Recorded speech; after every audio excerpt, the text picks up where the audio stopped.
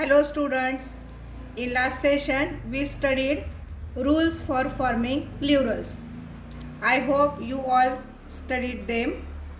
Let's take quick revision. In last session we studied the words simply added by s.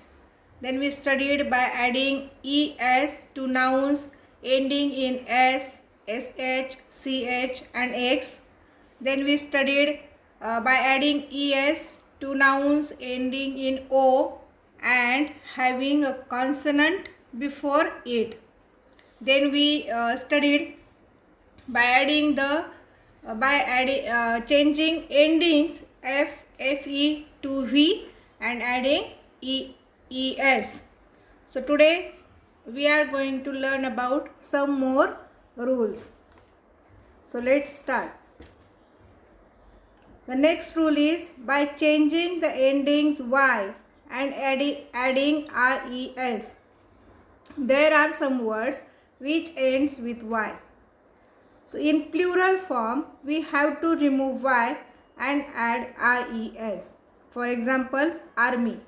The word army ends with y. So in plural we remove I and add es. So it becomes army, armies. Baby, babies. City, cities. Lady, ladies. Pony, ponies. Story, stories. All these words ends with y. In plural we remove y and add res. Next, there are some words which are exceptions. For example, day, days, play, plays. Both words are ends with y, but in plural we add only s. Next, if a noun ends in ay, ey, uy, oy, then add only s to form the plural.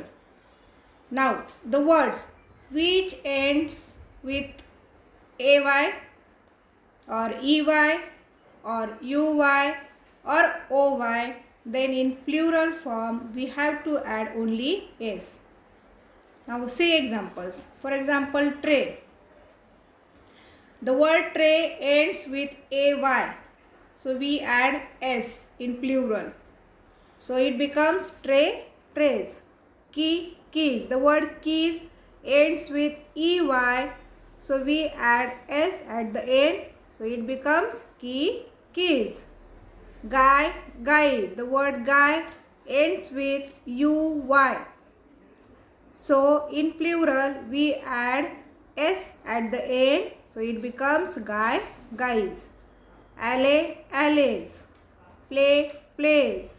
Monkey, monkeys. All these words are ends with ai, ey, uy or oy. In plural we add only s. If the noun ends in o with a vowel before the o, then the plural is formed by adding s.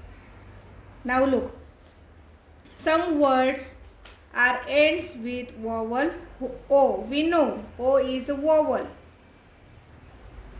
Before that o, if there is again a vowel o, so in plural we add only s. For example, igloo. The word igloo ends with o, but before that o there is one more o, so we add only s in plural. It becomes igloo, igloos. Bamboo, bamboos. Cuckoo, cuckoos. Cocato, cocatos.